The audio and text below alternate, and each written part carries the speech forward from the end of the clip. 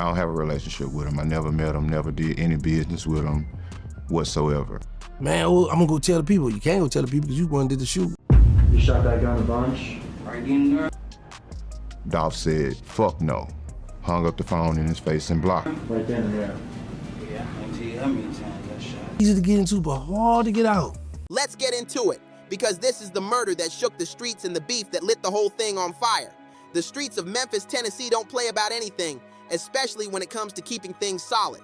But even in a city that's seen all types of chaos, nothing hit harder than what went down on that November day in 2021. Say y'all?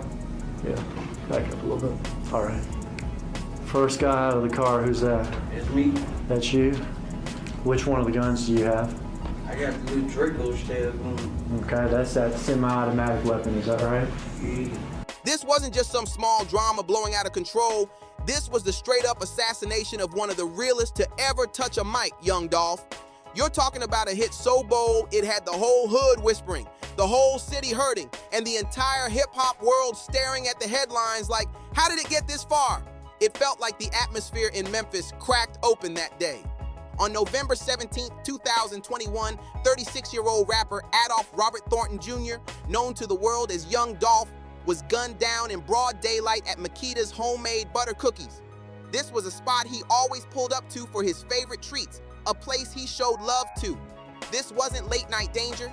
This wasn't an alley pull-up. This was noon energy out in the open with zero fear about who might see or what would happen next. The disrespect behind that kind of move hit the city like a shockwave. Young Dolph wasn't just another artist trying to climb out the mud. He was a certified Memphis legend, a self-made millionaire who built paper route empire from scratch without ever bowing to anybody. People looked at him like living proof that a man could come from nothing, stay independent, and still win big in the game. And when the shooters fired 22 rounds, it wasn't just violence, it was a message. Loud, ugly, and intentional. 22 shots, fam. That's not just murder, that's pure overkill. It showed whoever planned this didn't just want him gone. They wanted the whole city to feel it. Memphis hasn't been the same since, and the story is only getting darker as more details drop. That wasn't just sending a message, that was making an example out of somebody in the loudest way possible. The whole hit got caught on the surveillance cameras clear as day. Two dudes in ski masks pulling up in a white Mercedes, hopping out with the blinkies and letting shots fly while young Dolph was literally just trying to grab some cookies. The way they moved, the way they emptied those clips and then dipped off like it was a regular Tuesday had the whole city frozen in disbelief. Memphis woke up that day asking who would do something this cold and why anyone would move this bold out in the open. The Memphis Police Department wasn't playing at all. This wasn't something they could ignore because the whole city was demanding answers. Within months, authorities rounded up 4 suspects and hit each one with serious charges. They came for Justin Straight Drop Johnson and Cornelius Smith, the two allegedly holding the weapons that took Dolph's life. Then came Hernandez Govan, the man the feds pointed to as the so-called mastermind who allegedly lined up the whole operation. And then Jamarcus Johnson, Justin's half-brother, who prosecutors say helped the shooters get away and collect the money for the hit. But anybody who understands the streets knew one thing instantly. These 4 weren't the full story. There was no way this kind of operation went down without someone bigger pulling strings in the background. Somebody wanted young Dolph gone, and the real question was, who put the battery in these dudes' backs to make this happen? The whispers got louder, the theories got crazier, and the streets knew the answer was buried deep inside one of the nastiest rap beefs Memphis ever saw. To understand how Dolph ended up catching those bullets, you gotta rewind the clock and look at the deadly rivalry between young Dolph and another Memphis heavyweight, Yo Gotti. And this beef wasn't online nonsense or cute subliminals. No, this beef was deep, personal, and soaked in real-life smoke. Crews were involved, labels were involved, egos were involved, and over the years, it added up to real street violence with real consequences. This wasn't petty back and forth. This was the kind of tension where people on both sides were always ready to slide if things got too hot. The kind of energy where saying both their names in the same sentence made the room shift. Memphis knew for years there was something heavy behind the scenes, and every time Dolph and Gotti's camps crossed paths, things got tense instantly. The root of the whole situation goes back to around 2014, when young Dolph was grinding independently and starting to blow up. Back then, Yo Gotti, real name Mario Mims, was already established as the king of Memphis with his CMG label. According to people close to the situation, Gotti allegedly tried to sign Dolph to CMG. On paper, it looked like a clean business move, an OG bringing a rising star into the fold to build up the city together. But Dolph wasn't with any of that. He had his own vision and his own empire, paper route empire, and he wasn't about to be another artist on someone's roster taking orders or waiting for permission to move. Dolph turned down the offer, stood on his independence, and made it clear he wanted to run his own lane, his own way. That moment planted a seed, and Memphis still talks about the fallout that came right after. Young Dolph wanted to be his own boss, control his own masters, and stack his money his own way. Real boss-level energy that a lot of people respected instantly. But that independent mindset rubs some folks the wrong way, especially in a city where power, ego, and influence mean everything. And from what Dolph said publicly, Yo Gotti definitely didn't take the rejection lightly. According to Dolph, the switch-up was crazy. He said dude went from showing him major love to acting like an enemy after the deal fell through. Dolph even tweeted back in 2016, "Bra went from being my Nabo 1 fan and wanting to sign me to being my biggest hater." That one tweet told the whole story. Dolph felt like someone who used to respect him suddenly flipped once he realized Dolph wasn't gonna fall in line. And in the streets, when someone switches up on you out of ego or business pride, situations can turn dangerous fast. The tension didn't stay hidden for long. Both artists started throwing shots in their music, and the energy escalated quickly. In 2016, young Dolph dropped King of Memphis, a direct challenge to Yo Gotti's long-held title and reputation. That move alone was bold, but what came next took the beef to a whole new level. In 2017, Dolph released Play with Yo B.I., a track aimed straight at Gotti's neck, and he didn't hold back a single punch. The song was messy, personal, and disrespectful in a way that street culture doesn't shrug off. Dolph was claiming he had been with the mother of Gotti's child. He put a Yo Gotti lookalike in the music video getting clowned, and the cover art even showed missed calls from Yo Gotti baby MoMA. That kind of disrespect isn't just rap gamesmanship. It's the kind of violation that makes real street figures react way beyond music. When you're dealing with people who have real crews behind them and access to people ready to move, that level of personal disrespect can flip from rap beef to street beef in a heartbeat. In a city like Memphis, where gang culture, loyalty, and reputation run deep, those kinds of shots don't just stay on YouTube or Spotify, they turn into real-life problems. Once the disrespect went public, the beef became something that could spill into the streets at any moment. When you challenge someone's reputation in a city where your name is everything, somebody eventually decides to step in the street way. And that's exactly what happened. Not just once, but multiple times. The first major situation exploded in February 2017 during CIAA tournament weekend in Charlotte, North Carolina. On February 25th, young Dolph's bulletproof SUV was hit with over 100 shots in what was clearly a planned attack. That wasn't a random moment or stray drama. That was a coordinated attempt designed to make sure Dolph never made it back home.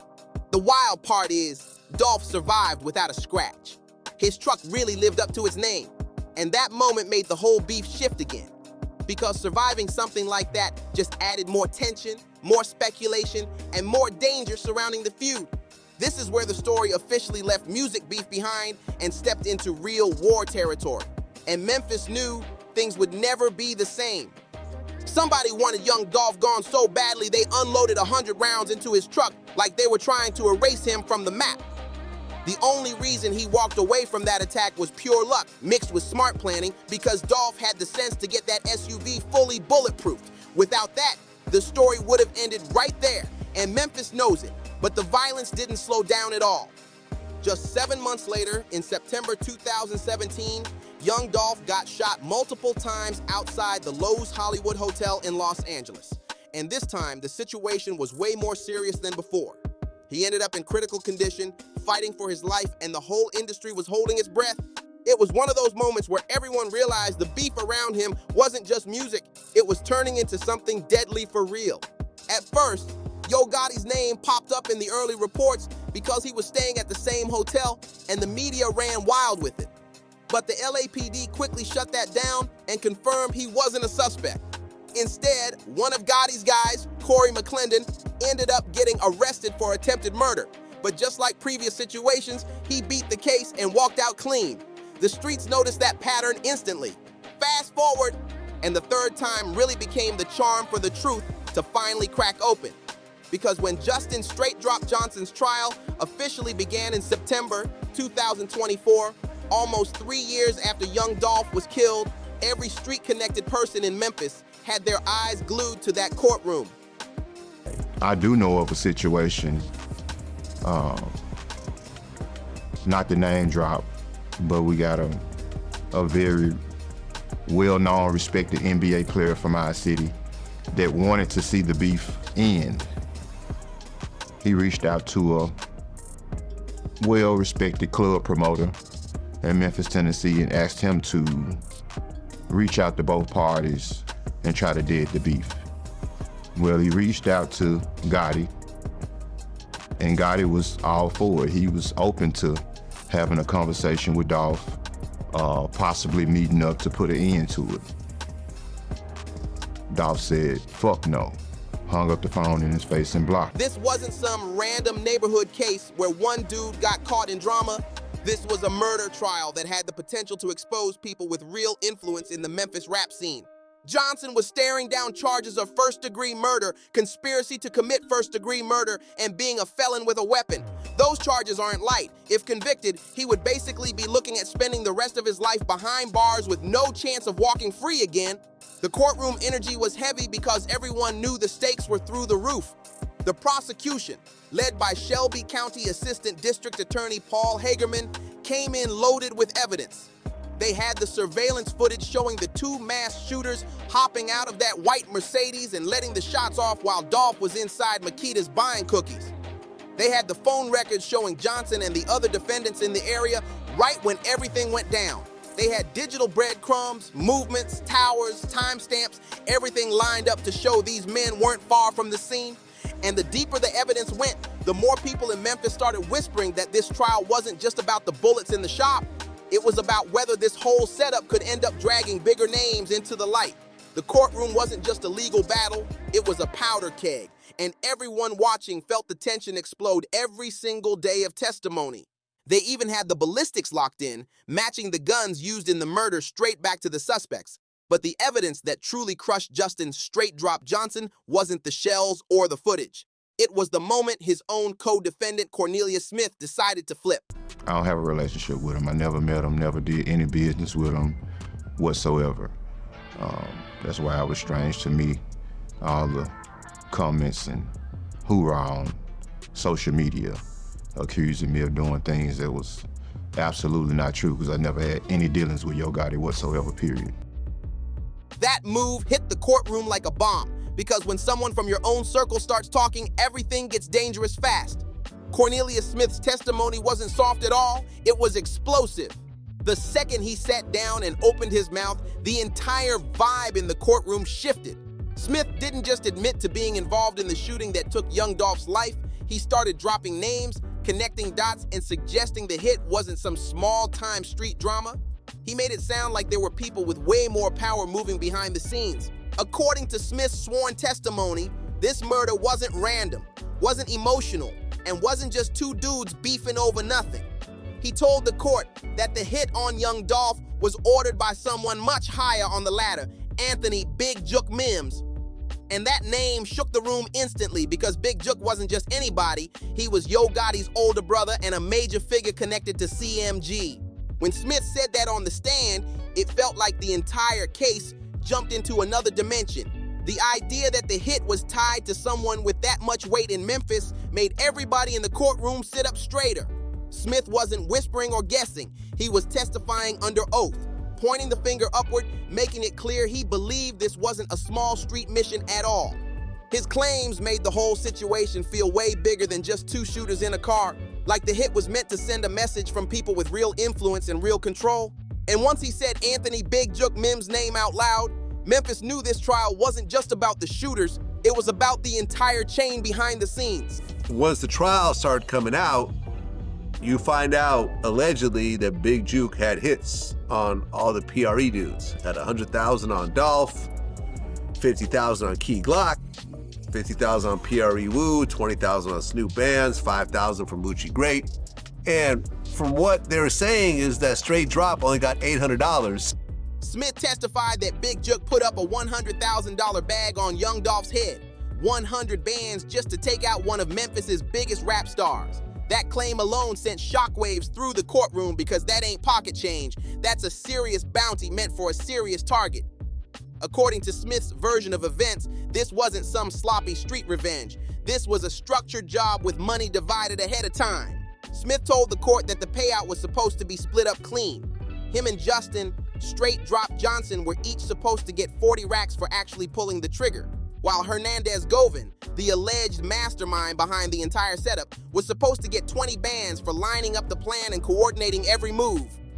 The way Smith described it, the whole operation sounded like it was handled with business-level precision, not random street chaos. But he didn't stop there. Smith claimed that he and Johnson even had multiple meetings with Big Jook in the weeks leading up to the murder, talking through how everything was supposed to go down. That detail hit hard because meetings mean planning, and planning means this wasn't some spur-of-the-moment situation.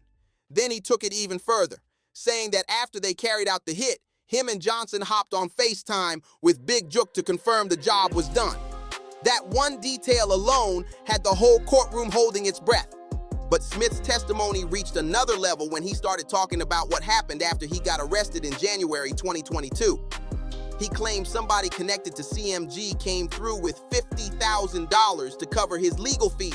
He said he couldn't identify exactly who cut the check, but he was sure, 100% sure, that the money came from someone tied to CMG.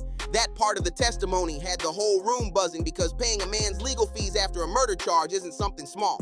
It sends a message. If Smith's story is true, then this wasn't just one person calling shots or one person dropping money on a hit.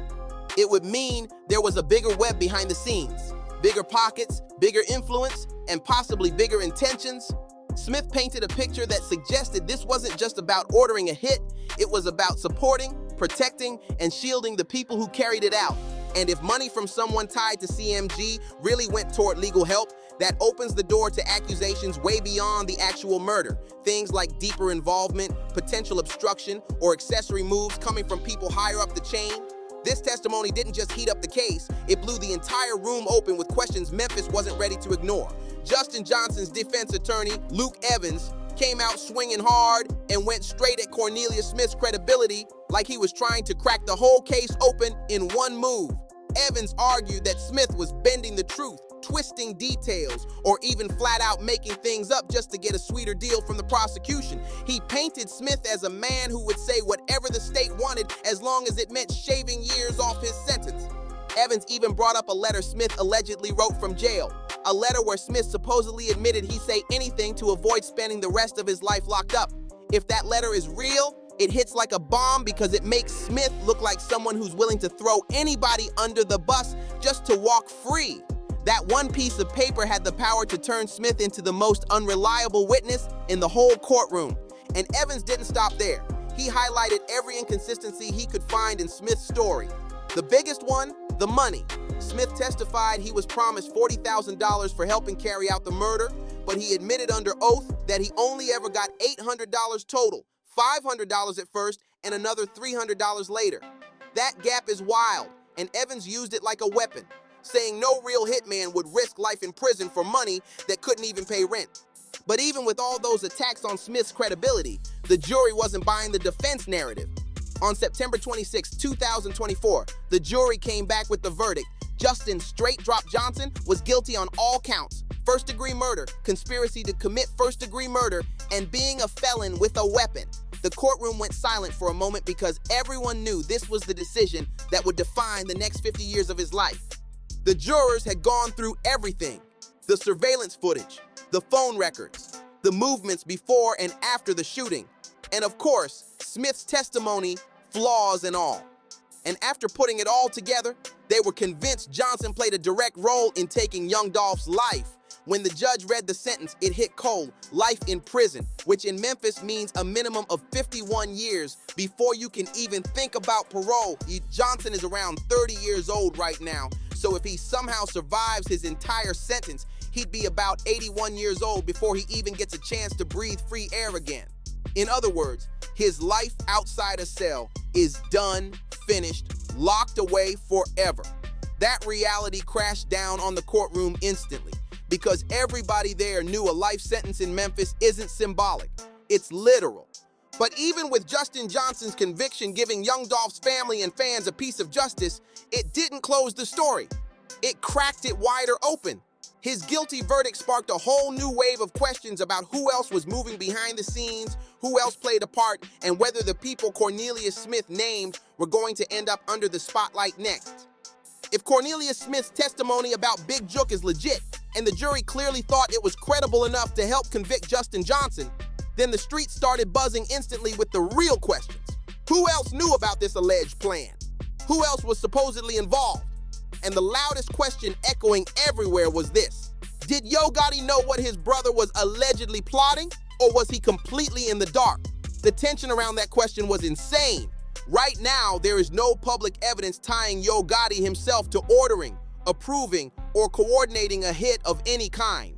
Every allegation that came up in court was aimed at Big Jook, not Gotti. But here's what keeps the whispers alive. Big Jook wasn't some random dude on the sidelines. He was Yo Gotti's blood brother, and he was deeply involved in CMG's business moves, which naturally makes people wonder how much he handled on his own. Then comes the part that shook the city. Big Jook was killed in Memphis in January 2024. After young Dolph gets killed, Yo Gotti's brother, Big Jook, gets killed in front of his mother. That's why they might have felt like he was a little sucker or something. Like, man, go ahead and let, you know, this is going back to what I said, these little dudes just do anything, want to be down. So that you had one of those situations, this young boy, that he about to get this money, here you go, we're going to give you this, we're going to get you later. Man, and that go to show you they didn't care, because first thing a person be like, man, oh, I'm going to go tell the people. You can't go tell the people because you going to do the shoot. Gonna get yourself in trouble. Just months before Smith's allegations about his supposed role in Dolph's death came out in court, his murder went down outside a Memphis restaurant during a repast after a funeral, and to this day, nobody has been arrested for that shooting. That mystery only made everything more intense. Some people in the streets whispered that it might have been retaliation from people connected to Paper Route Empire, but that's just speculation with zero proof behind it. Nothing official backs that theory up, and it's been floating around strictly as street talk. Still, the timing hits hard because Big Jook died before he could respond to anything Smith said later in court. His death basically erased someone who could have been a key witness, someone who could have denied the claims, explained his side, or even pointed toward people nobody knew about. Instead, the story lost one of the few people who might have had answers that could either shut everything down or blow the roof off the whole situation. Another major figure in the alleged setup was Hernandez Govan, who prosecutors accused of being the person who organized and coordinated the entire hit. Govan pleaded not guilty and stuck to his story the whole time. After going through the legal process, he was officially found not guilty in August 2025. That verdict shocked a lot of people because he was originally labeled as the alleged mastermind, but the court decided the evidence wasn't strong enough to convict him. Govan walking free raised even more questions, because if he didn't plan it, and if Big Jook is gone, and if Yo Gotti isn't tied to anything publicly, then who, if anyone, was really behind what Smith claimed? The case suddenly had missing pieces, silent players, and unanswered questions that Memphis still talks about like the story isn't done yet. This part of the saga turned the courtroom into a maze of allegations, mysteries, speculation, and secrets that may never fully come out. And every name mentioned just kept adding more heat to the entire situation. Word around Memphis was that Hernandez Govan had strong ties to both Yo Gotti and Big Jook, with old social media posts and street chatter showing him deep inside the CMG circle. But just like with Gotti, there's no public evidence linking Govan directly to Yo Gotti when it comes to any murder plot. Every allegation that came out in court revolved around his alleged relationship with Big Jook, not Gotti himself. According to Courtroom Talk, Govan even turned down a plea deal from prosecutors. He chose to stand on his innocence and roll the dice with a jury instead of taking a deal that would have locked in guilt on paper. That move had the whole city watching because most people don't risk a jury trial unless they're fully ready to fight the charges. Then there's the fourth defendant, Jamarcus Johnson, Justin Johnson's half-brother, who took a plea deal back in June 2023. He admitted to accessory charges, telling prosecutors he helped the shooters get away after the murder and helped move the payment around. His testimony included text messages where Cornelius Smith was asking about Big Jook, which lined up with some of Smith's earlier claims about Big Jook's alleged involvement.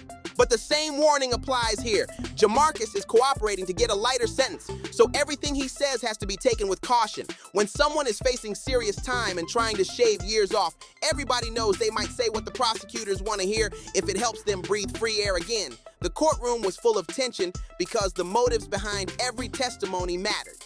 Beyond these four men facing charges, investigators also dug into possible connections between the murder and other people in Yo Gotti's orbit. One name that got a lot of attention was Black Youngsta, the CMG artist who was tied to that 2017 Charlotte shooting, a moment many people still connect to the Dolph CMG tensions. His name popping up again made the public pay close attention, even though investigators never charged him in this case. Then another detail made people raise eyebrows. Back in early 2022, right after Justin Johnson and Cornelius Smith were arrested, reports came out saying they hired Art Horn, a lawyer who previously represented both Yo Gotti and Black Youngsta. The second that news hit, the internet exploded with questions about whether CMG was somehow still connected to the situation. But eventually, Horn dropped them as clients, which added even more mystery to an already complicated case. The fact that a lawyer tied to CMG artists showed up even briefly only fueled speculation, even though nothing official ever ties CMG or its leadership to any part of the alleged murder plot. This chunk of the story kept the courtroom buzzing with theories, hints, and loose threads, because every new detail made the whole situation look bigger, messier, and way more layered than anyone expected. Art Horn publicly denied being hired by CMG or anyone acting on behalf of them. But even with that denial, the brief connection between the accused shooters and a lawyer who had previously worked with artists in Yo Gotti's circle added a whole new twist to an already messy situation. People were looking at every tiny detail like it might reveal something bigger, because this case had too many moving parts to ignore. And the big question that still hangs over everything, the question nobody can answer even after Justin Johnson's conviction, is this. If Big Jook really did order the hit on young Dolph, was he acting alone? Was he handling street business without Yo Gotti knowing anything? Or was Yo Gotti aware of what was allegedly being planned? Was he part of the decision-making, or did he supposedly give the green light himself? These are the questions that keep the streets talking. Right now, there's no direct public evidence connecting Yo Gotti to any murder plot. Every allegation pointed toward Big Jook, not Gotti. But Big Jook's death in early 2024, months before he could ever be questioned in court, left a giant hole in the story. His passing created a situation where the person Smith accused can no longer speak, clarify, deny, or explain anything. And that silence means the full truth about who actually ordered young Dolph's execution might never be known. Then there's the other unanswered part that still has Memphis debating nonstop. The claim that someone tied to CMG allegedly paid $50,000 toward Cornelius Smith's legal fees. Smith said it under oath, and if his claim is true, it raises serious questions that reach way beyond Big Jook acting like a rogue operator. The idea of someone stepping in to help cover a co-defendant's legal fight adds a heavy layer to everything. If that money really did come from someone connected to CMG, that would suggest a level of organizational involvement way deeper than one person dropping a bounty. It would imply either some kind of connection to the plot, or at the very least, an organized effort to protect the people accused of carrying it out. And if someone was willing to put up that kind of bread, it brings up another dangerous question. Were they trying to keep certain people quiet and stop them from cooperating with the feds?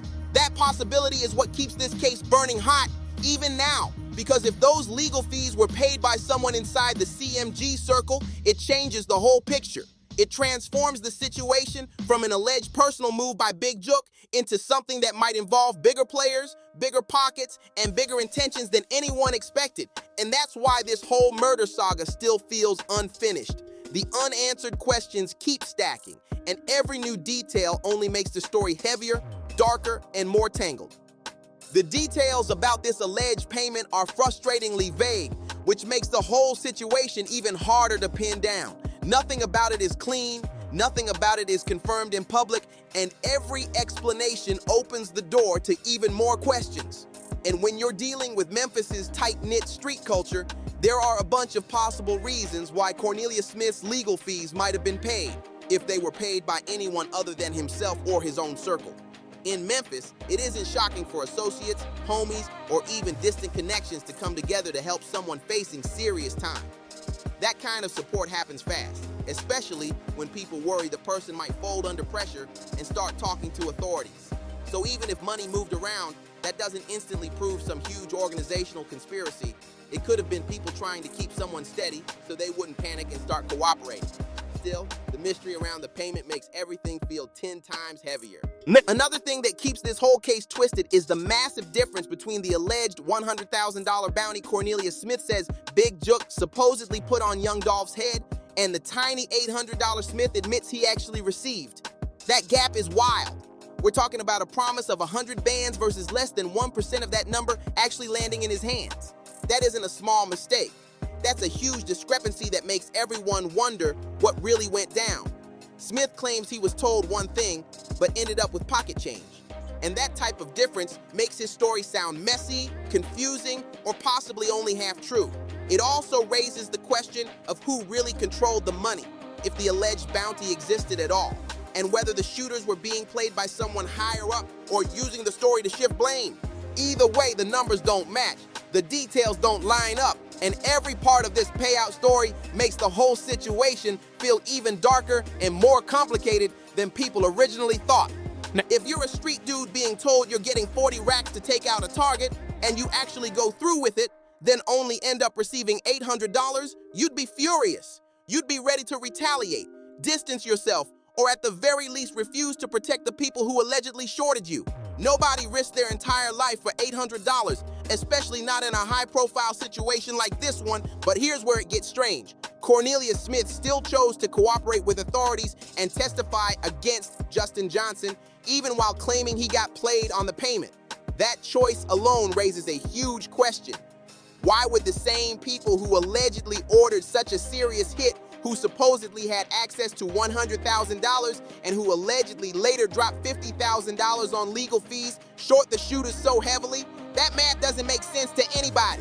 One possible explanation is that the alleged $100,000 bounty was exaggerated, misunderstood, or never real in the first place. Another possibility is that the full payment was supposedly meant to come later, but never arrived because Big Jook passed away 2 years after the murder, long before any alleged payout could be completed. Or maybe the people funding the operation, if the operation even existed how Smith described it, didn't want to move large amounts of cash at once, because that could create a paper trail that investigators could follow. There's also the possibility that Smith misunderstood how the money was supposed to flow, or that the alleged 40 racks each was more talk than reality. The streets know that money promises get tossed around all the time, and the final payout rarely matches what was hyped up at the beginning. Whatever the real explanation is, the fact that Smith says he only got $800 for something this serious completely undermines the idea of a polished, well-funded, well-organized hit. It makes the whole situation sound sloppy, confusing, and filled with mixed messages instead of a high-level plot. If this were truly a CMG-sanctioned operation, the way rumors have tried to paint it, with a supposed 100 bands available for a bounty and another 50 bands allegedly available for legal help, then the payout to the shooters wouldn't make sense at all. This type of discrepancy forces everyone to question which parts of the story are solid and which parts might be stretched, misunderstood, or shaped to fit certain angles in court. Every detail Smith gave makes the whole situation feel less like a clean conspiracy and more like a chaotic puzzle with pieces that don't fit together right. If this really was a six-figure, high-level operation like Cornelius Smith described, you'd expect it to look way more professional. You'd expect the shooters to actually receive the money they were promised, the plan to be tight, and the whole thing to run like a serious mission instead of a messy gamble. But the sloppy, low-paid way Smith says it went down makes everything sound amateur and disorganized, which only raises more questions about whether Big Jook or CMG's involvement was ever as deep or official as Smith made it sound in court. Then comes the January 2024 murder of Big Jook, which added another tragic and complicated chapter to an already chaotic story. He was shot outside a Memphis restaurant during a repast, a moment that's supposed to be peaceful, while his mother was reportedly right there and had to watch her son get killed. Another person was hit too, and despite police offering a $4,000 reward, nobody has been arrested. The case is still wide open, still unsolved, and still haunting the city. Because Big Jook was targeted just 2 years after Young Dolph's murder, and right when all the rumors and whispers about his alleged role in the hit were floating around the streets, many people began speculating that his killing was some form of street justice. People whispered that the move might have come from individuals connected to Young Dolph or Paper Route Empire, but that talk has never been proven. It's street speculation, nothing more. And the truth behind that shooting is still a mystery. What Big Jook's death did accomplish, though, was wipe away what might have been the most important witness to understanding the full truth behind Young Dolph's murder. If he really ordered the hit, like Smith claimed, then he would have had answers nobody else could provide. He could have explained whether anyone above him knew about the plan, whether he discussed anything with his brother Gotti, whether anyone inside CMG's leadership allegedly encouraged it, approved it, or even pushed back against it. His voice would have mattered because he was the one closest to the center of the storm. Instead, his death ended any chance of hearing his side. If he acted alone, we'll never know why. If he acted with someone else's knowledge, we'll never know who. If he did anything out of loyalty to his brother or out of personal anger toward Dolph, those details died with him. The truth, whatever it was, left this world the moment he did, and that silence is what keeps the conspiracy talk alive even now. Big Jook's murder effectively shut down what could have been the key to unraveling the whole situation. He was the one person who could have confirmed or denied Smith's accusations, exposed holes in the story, or pointed fingers at people nobody was even thinking about. Without him, the case feels like a puzzle missing its biggest piece. And that gap keeps everyone debating who should really be held responsible for Young Dolph's death. And that leads to the bigger, darker question that Young Dolph's murder forces everybody to face: the deadly intersection of rap music, street culture, and real violence in the hood. Dolph wasn't the first superstar to get caught in that collision, and he won't be the last. But his story shows how fast things can spiral when ego, power, loyalty, music, and the streets crash into each other with no brakes.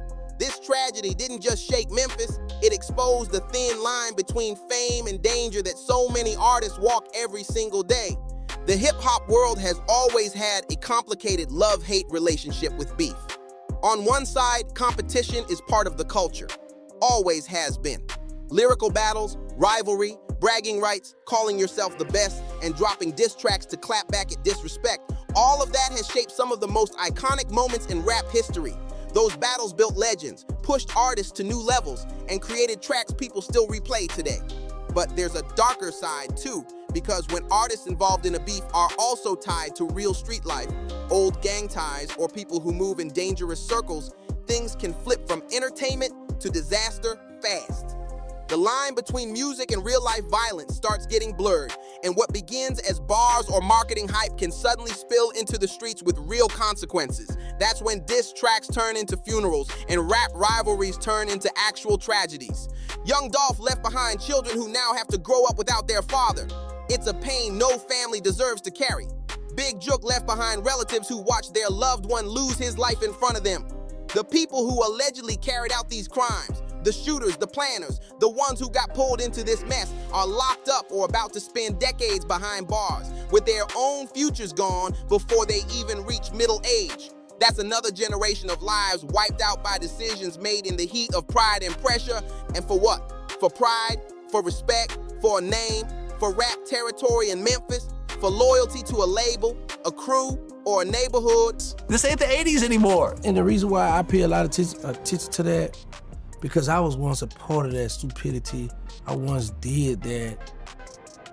Take a person's life, and you be like, now that I'm older, I'm like, man, I took a man's life for that little money. and you don't got the money no more. You ain't got nothing to show for it. Right. Just man, life, you know. We do the crime, but we don't want to do that time. Right. Man, like I tell people, trouble easy to get into, but hard to get out. None of those reasons or alleged reasons come close to matching the price that got paid in blood, freedom, and heartbreak.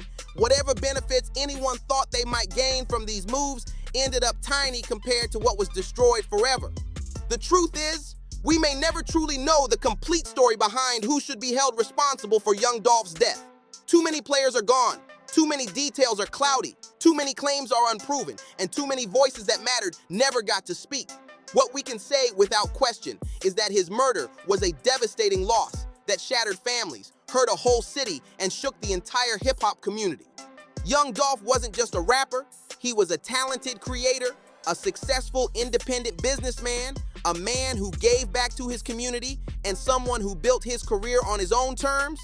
He survived setbacks, outworked the odds, and turned himself into a symbol of independence and hustle. His death didn't just take a father away from his family, it took a leader away from Memphis, an inspiration away from artists, and a positive force away from the culture. And even though the legal system handed out sentences to the people found guilty of pulling the triggers, the bigger questions, the deepest ones, are still floating out there with no answers. Why was he really killed? Who, if anyone, actually ordered it? And were any powerful figures in Memphis's music scene involved, aware, or connected in ways the public never found out about? Those questions stay locked in darkness, unresolved, and painful. And that's what makes this tragedy feel even heavier for everyone who loved young Dolph. When you look at everything that went down, the whispers, the losses, the unanswered questions, the court battles, the street rumors, it becomes clear that this saga wasn't just a Memphis story, it was a full-blown warning sign for the entire rap game. Young Dolph's legacy shines bright, but the shadows around his death still stretch long. And every new detail reminds people how fast success, loyalty, and danger can crash together in the world of hip-hop. The truth is, the streets might never reveal everything, and the industry might never admit what really happened behind closed doors. Too many voices are gone, too many stories don't line up, and too many people are scared to talk. But one thing stays solid. Dolph's impact is bigger than the chaos that tried to erase him, and his name still hits with power every time it's spoken. What comes next for Memphis, for CMG, for Paper Route Empire, for everyone connected to this storm? Only time will tell. The city is still watching, the fans still questioning, and the culture still grieving. And until the full truth comes to light, if it ever does, people will keep digging, keep debating, and keep demanding answers. If you want the real breakdowns, the raw updates, and the stories no one else is brave enough to touch, you already know where to be. Stay locked in with BarzBuzz, because we're breaking down every twist, every leak, every courtroom moment, and every street whisper as this saga keeps unfolding. Tap in now, hit that follow, and don't miss what comes next. BarzBuzz is where the truth gets loud. If this saga had you shook, wait till you see what's next. You already know what it is. BarzBuzz got the real, raw, and unfiltered breakdowns. So don't forget to like, subscribe, drop a comment, and share this with someone who needs to catch up.